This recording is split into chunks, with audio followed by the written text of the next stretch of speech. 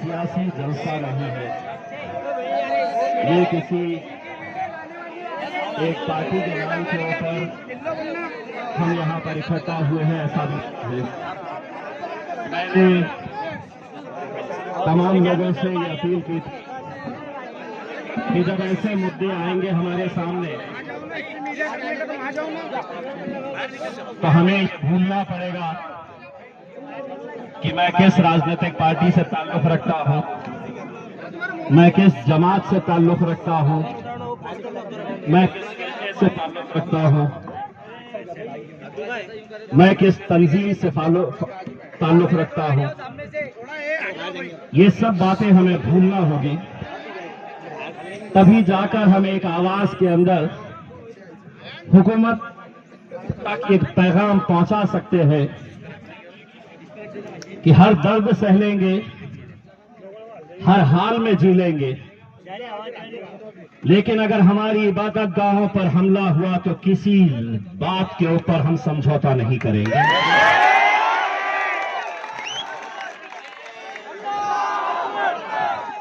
आज जिस तरीके से कोल्हापुर में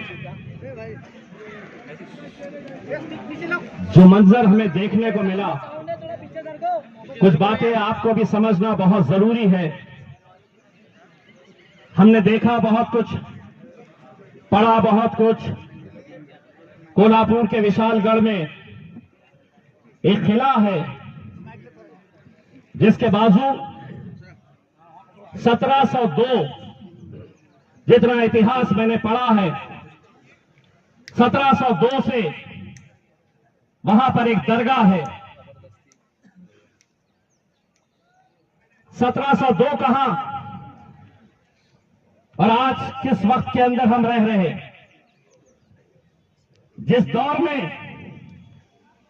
ये दरगाह थी, उस वक्त ना उसे छत्रपति शिवाजी महाराज ने, न छत्रपति संभाजी महाराज ने उसे हटाने के लिए कुछ कहा, कुछ बोला, लेकिन आज उन्हीं का नाम लेकर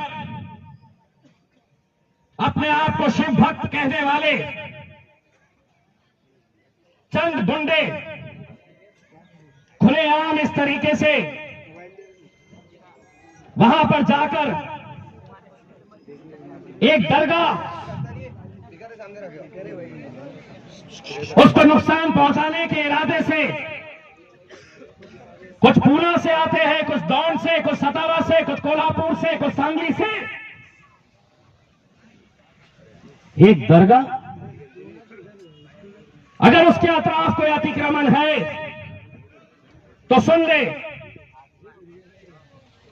अगर वो अतिक्रमण हटाना है तो कायदा है, कानून है। इसका मतलब यह नहीं है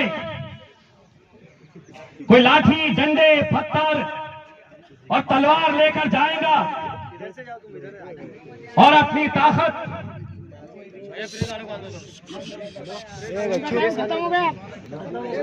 तलवार के जोर के ऊपर इस तरह की हरकतें होगी। पुलिस की मौजूदगी में, क्या सीआईडी नहीं थी? क्या इंटेलिजेंस को नहीं पता था कि कितनी गाड़ियां पुलिस ये गुंडों की पुणे से निकली है? क्या आईबी को नहीं पता था? लेकिन जब हुकूमत की सरपरस्ती के अंदर इन गुंडों को खुली छूट दी गई है, आप इम्तियाज जलील के घर पे आइए, मैं वो बर्दाश्त कर सकता हूं, लेकिन मेरी मस्जिद, मेरी इबादत गाह, वहां पर मेरी कुरान शरीफ को जलाया जाता है, जानमाज को जलाया जाता है। जिस मेंबर पर खड़े रहकर हम हम इस मुल्क में हमारे मौलाना, हमारे उलमाए दीन उसी मेंबर के ऊपर खड़े रहकर इस मुल्क के अंदर अमन रहे, भाईचारगी रहे, इसकी दुआ करते हैं। वो मेंबर को भी तोड़ दिया जाता है। मस्जिद के ऊपर मीनार पे भगवे झंडे लेकर कैसे तोड़फोड़ की जाती है, कैसे नारे लगाए जाते हैं। मैं उन तमाम गुंडों से एक बात पूछना चाहता हूं, आपका मजहब, आपका धर्म आपका है, मेरा मजहब मेरा है, लेकिन जब मस्जिद में आप आतंक मचा रहे, तोड़फोड़ कर रहे, हाथ में भगवे झंडे लेकर भगवान राम के नारे लगा रहे, तो मैं तुमसे पूछना चाहता हूं, किस मजहब ने और किस भगवान ने तुम्हें यह इख्तियार दिया है, ये इजाजत दी है कि जाओ किसी दूसरे मजहब की इबादतगाहों के अंदर जाकर इस तरह की तोड़फोड़ करो? मेरा मजहब क्या है, बहुत दूर जाने की जरूरत नहीं। इसी किराड़पुरे के राम मंदिर के ऊपर जब हमला हो रहा था, तो कोई हिंदुत्ववादी संगठन का माइका लाल वहां पर आकर खड़ा नहीं हुआ था। अगर वहां पर चट्टान की तरह खड़ा था तो इम्तियाज जलील खड़ा था।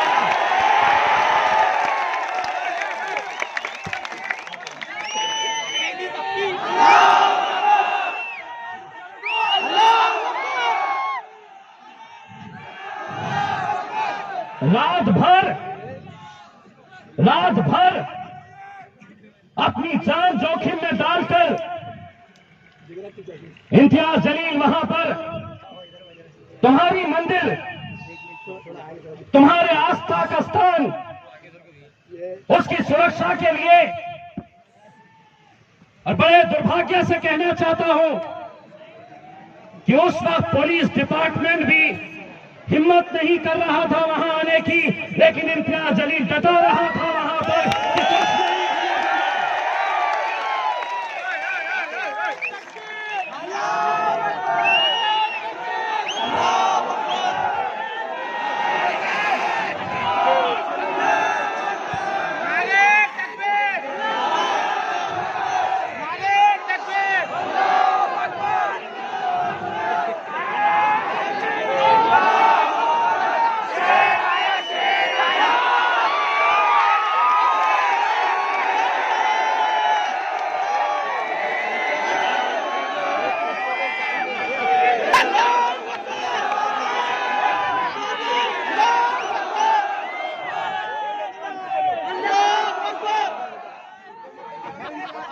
वो है, मुझे देखना चाह रहे हैं।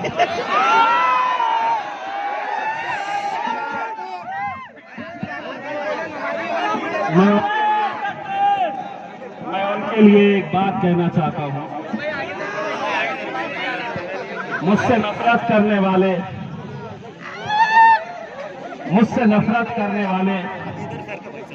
बड़ा कमाल का हुनर रखते हैं। मुझसे नफरत करने वाले बड़ा कमाल का हुनर रखते हैं। मुझे देखना भी नहीं चाहते, पर 24 घंटे मुझ पर ही नजर रखते हैं।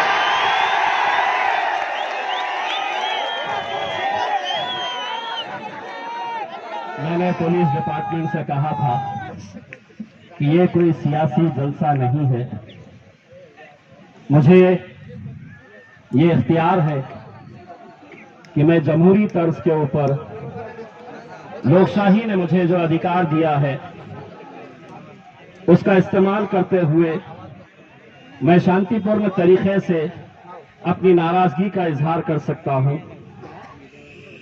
लेकिन सुबह सुबह तस्वीरें आ गई, इतनी सारी फौज यहां पर लगा रखी है। महाराष्ट्र की पुलिस को मैं ये कहना चाहता हूं, अगर काश इतनी फौज तुमने कोल्हापुर में लगा दिए होते तो मेरी मस्जिद बर्बाद नहीं होती।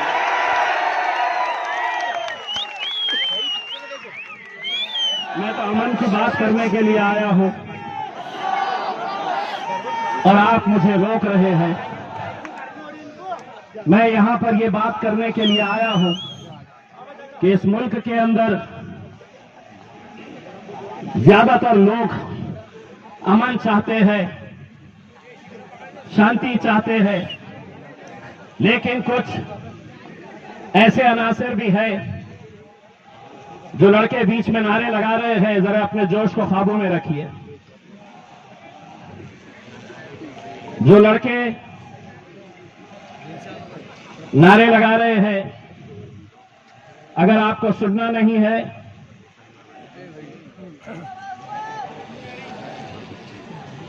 मैं अनुरोध करूंगा, ये जो बीच में बच्चे हुल्लड़बाजी करने की कोशिश कर रहे हैं इन्हें रिकॉर्ड करें।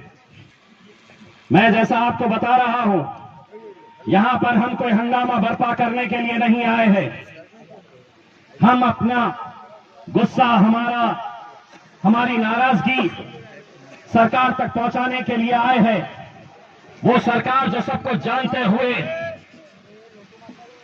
बड़े अफसोस के साथ कहना पड़ रहा है, कोल्हापुर में जिस शख्स ने इस आंदोलन का नेतृत्व किया, उसके पिता को जिताने के लिए मुसलमानों ने 2-2 घंटे 3-3 घंटे लाइन में खड़े रहकर उन्हें जिताने का काम किया।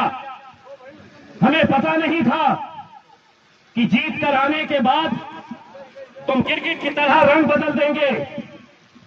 हमें पता नहीं था कि तुम्हें हम जिताएंगे और तुम हमारे ही घर में घुसकर हम पर यह हमला करेंगे। ये कैसा खेल चल रहा है कि अपने आप को छत्रपति संभाजी महाराज कहने वाले वो इसका नेतृत्व करते हैं। तोड़फोड़ होती है, घरों में घुसते हैं, मस्जिद के अंदर हमला किया जाता है और उनके पिता शाह महाराज, जिनकी हम इज्जत करते थे, वो 3 दिन के बाद जाते हैं और लोगों से अपील करते हैं कि नहीं, शांति बनाए रखो। 3 दिन तक सो रहे थे। मीडिया वाले मुझसे सवाल कर रहे हैं कि आप शांति बनाए रखिए। सभी लोग चाहते हैं, सभी राजनीतिक पार्टियां आपसे कह रही है कि आप शांति बनाए रखिए। एक बात सुन लो, दूसरी राजनीतिक पार्टियों में और हमने ये फर्क है कि हम शेर के बच्चे पालते हैं, हिजड़ों की फौज हम अपने साथ और एक पैगाम सरकार को दे रहे हैं अच्छी तरह से। ये एक बार हुआ है और हम उम्मीद करेंगे कि ये आखिरी बार रहे। कोल्हापुर के जो हिंदुत्ववादी संगठन, मैंने ऐलान किया कि 19 तारीख के दिन पूरे महाराष्ट्र में कोल्हापुर की घटना का विरोध किया जाएगा। सारे जितने भी हिंदुत्ववादी संगठन के लोग हैं जमा हो गए। इम्तियाज जलील ने यहां नहीं आना चाहिए। कोल्हापुर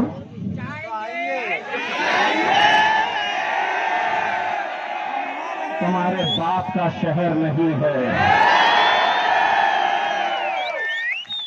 इम्तियाज जलील हिंदुस्तान के अंदर कहीं भी आ सकता है, जा सकता है।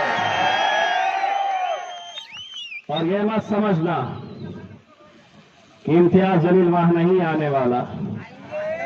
बैंड बाजा बारात के साथ आने वाला है।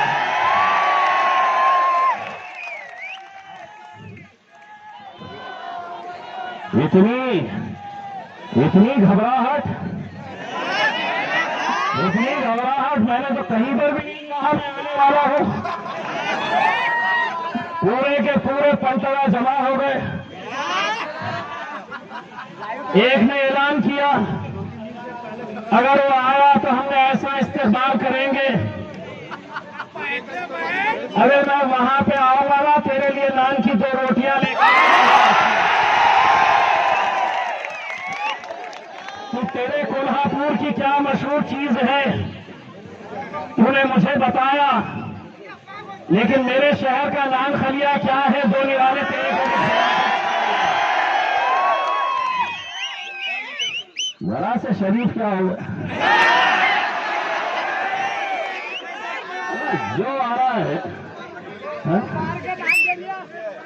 एक बात मैं आप लोगों से पूछना चाहता हूं मेरे भाइयों, क्या ये सच्चाई नहीं है कि इस मुल्क के अंदर जितने भी सेक्युलर अपने आप को कहने वाली पार्टियां हैं, जितनी भी, उनको जिताने में सबसे बड़ा किरदार अगर किसी ने निभाया है और निभाना चाहिए था,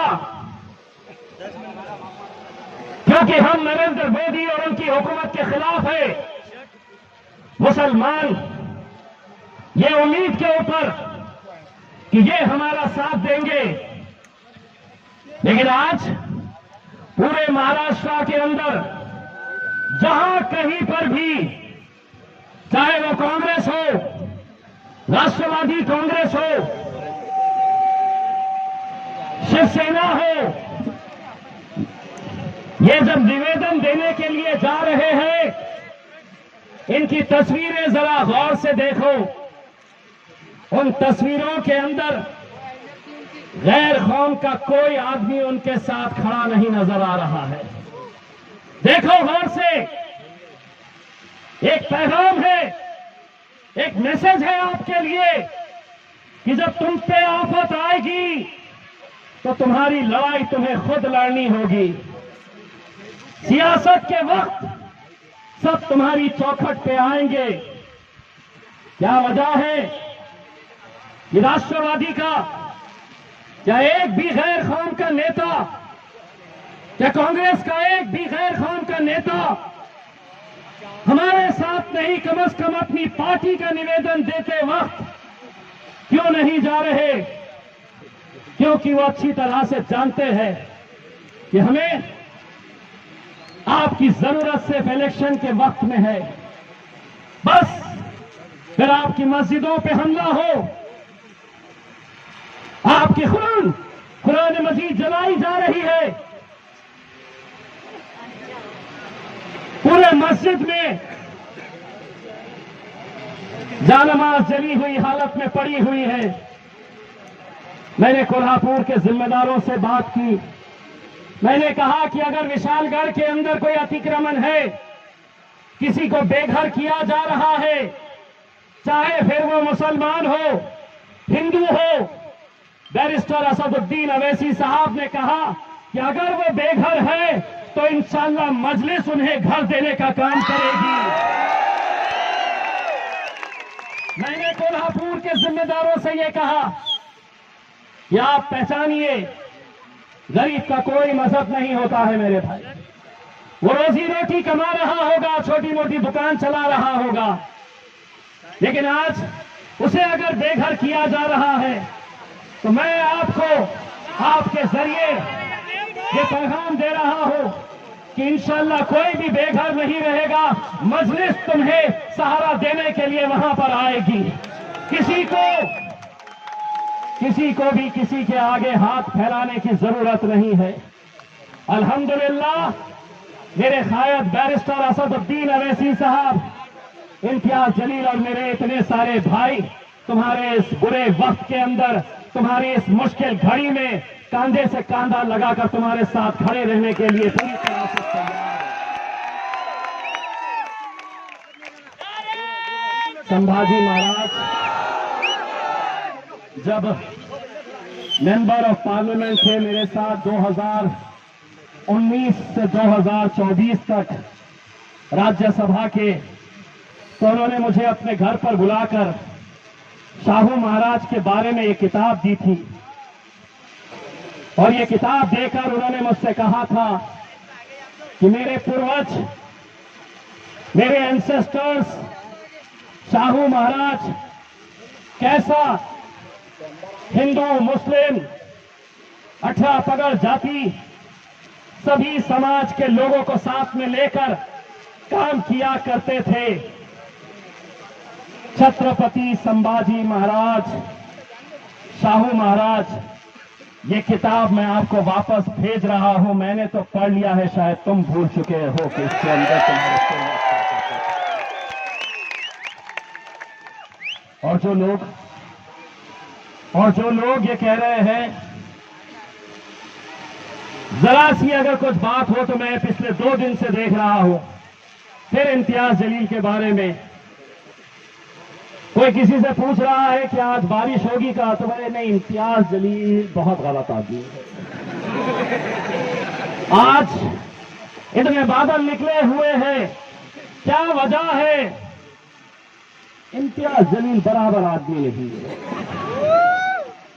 दोस्तों, आज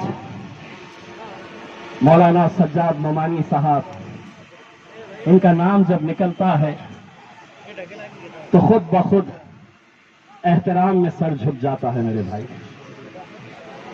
मुफ्ती मोइजुद्दीन खाजमी साहब, जब उन्हें देखते हैं हम तो खुद ब खुद हमारा सर झुक जाता है एहतराम में। शाहगंज की मस्जिद के मौलाना मुजीब साहब, उनके चेहरे के नूर को देखकर खुद ब खुद इज्जत से, एहतराम से, मोहब्बत से अपना सर झुक जाता है मेरे भाई।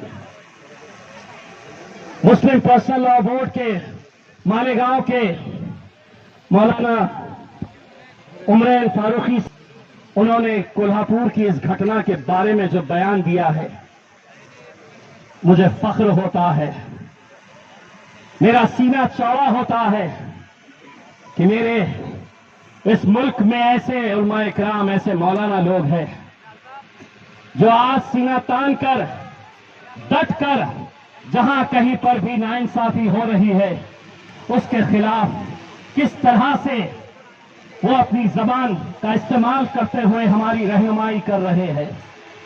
लेकिन मैं उन लोगों की मुखालिफत करता रहूंगा, उन लोगों की मुखालिफत करता रहूंगा जो इलेक्शन के वक्त हमसे ये कह रहे हैं कि इन्हें वोट दे, और आपकी इज्जत रखते हुए, आपका एहतराम करते हुए हम कर रहे हैं। लेकिन अब मुफ्त में नहीं होना चाहिए। जब भी कोई फैसला करे तो सौदेबाजी होनी चाहिए, और सौदा ये होना चाहिए कि ये कौम तुम्हारा साथ देगी। 4 MP तुम्हें जिताना होगा, मुसलमानों के भी। हम जिताकर ला रहे, हम जिताकर ला रहे। विधान परिषद का इलेक्शन आ जाता है, विधान परिषद का, MLC का इलेक्शन 10 दिन पहले 12 उम्मीदवार, एक भी मुसलमान को टिकट नहीं दिया जाता। 30 साल के बाद, 30 साल के बाद महाराष्ट्र की विधान परिषद के अंदर एक भी मुस्लिम नुमाइंदा नहीं है। मुस्लिम मुक्त विधान परिषद महाराष्ट्र के अंदर हो चुकी है। और हम देखिए, हम कैसा अलग अलग उसमें, कोई कल जाकर दे रहा, कोई परसों जाकर दे रहा। अरे अगर तुम मुझे कहते कि आओ हम इसका नेतृत्व करेंगे, तो इम्तियाज जलील वहां जाकर खड़े रहता था।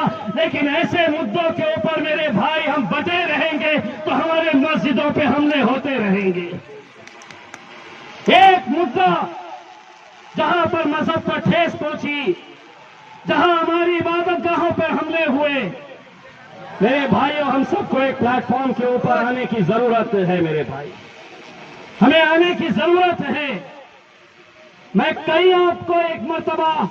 कई मर्तबा मैंने आपके मुंह से ये सुना है, मेरे खिलाफ बोलिए, लेकिन मुद्दा क्या है, किस मुद्दे के लिए हम जमा हो रहे हैं?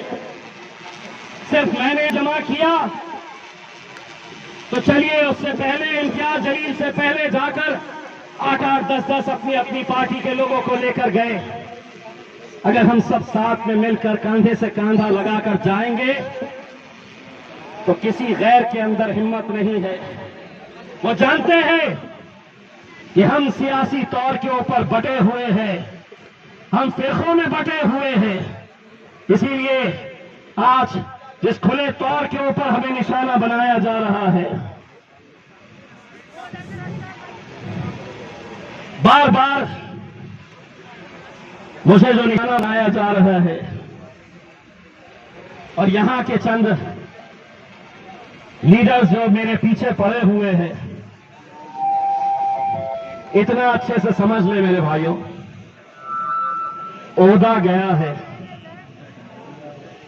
Imtiaz Jaleel member of parliament का ओहदा गया है, जलवे वही रहने वाले हैं, ताकत अल्हम्दुलिल्लाह वही रहने वाली है।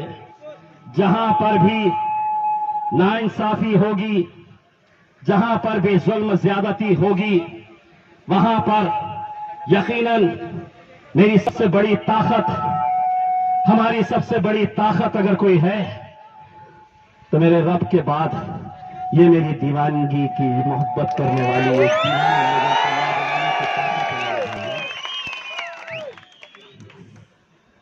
मैंने कहा है, मेरे बारे में जो लोग अलग अलग तरह की बातें करते हैं, बारिश आने वाली है क्या? देखो ये जो इम्तियाज जलील है ना,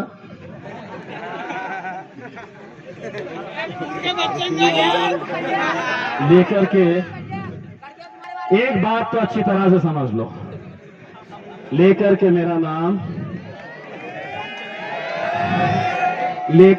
नाम वो मुझे कोसते हैं, नफरत ही सही, लेकिन 24 घंटे वो मेरे बारे में ही सोचते हैं। 24 घंटे। मैं एक दो लोगों के बारे में मीडिया वालों ने सवाल किया, आपने मेमोरेंडम दिया, इम्तियाज जलील, अरे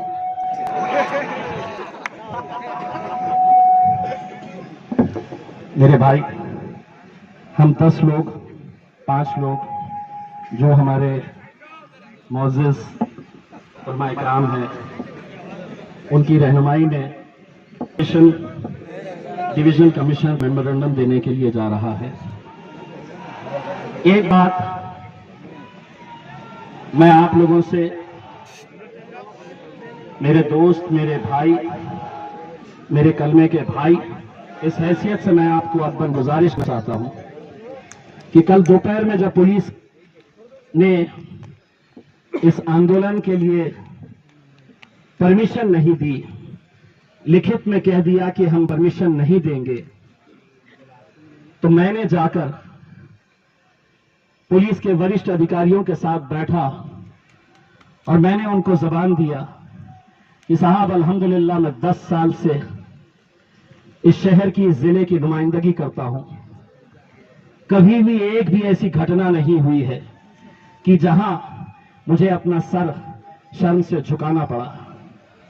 मैंने उनको ये गवाही दी कि साहब ये परमिशन आप दो, उसकी जिम्मेदारी मैं लेता हूं, और फिर उनको ये भी कह दिया आप दो या ना दो।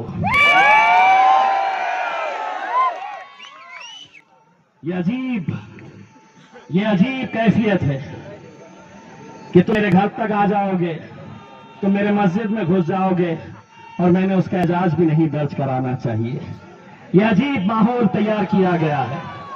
इसलिए यहां से जब हम डेलीगेशन लेकर अंदर जाएंगे, मैं तमाम नौजवानों से यह हाथ जोड़कर अपील करूंगा कि यहां पर निकलते वक्त दुरूद शरीफ पढ़िएगा। अभी दुआ होगी और दुआ के बाद हम लोग अपने अपने घर की तरफ कूच करेंगे। बस इतना, महाराष्ट्र की हुकूमत, महाराष्ट्र के प्रशासन, महाराष्ट्र की पुलिस, इन सबको आप सब की तरफ से एक पैगाम मैं देना चाहता हूं, और वो पैगाम ये है कि अब बहुत ज्यादा हम ऐसी हरकतों को बर्दाश्त नहीं करेंगे। इसके बाद अगर कुछ हुआ, ऐसी घटना हुई, तो सरकार किसी की भी हो, ये मत समझना कि हम कमजोर हैं, ये मत समझना कि हम कुछ कर नहीं सकते। ये समझ लेना कि हम इस मुल्क से मोहब्बत करते हैं। ये मुल्क हमारा उतना ही है जितना तुम्हारा है। इसीलिए इस मुल्क में अमन कायम रहे, यही हमारी कोशिश है। जाते जाते मेरी आवाज में आवाज लगाओ और वो पैगाम दो, नारे तकबीर।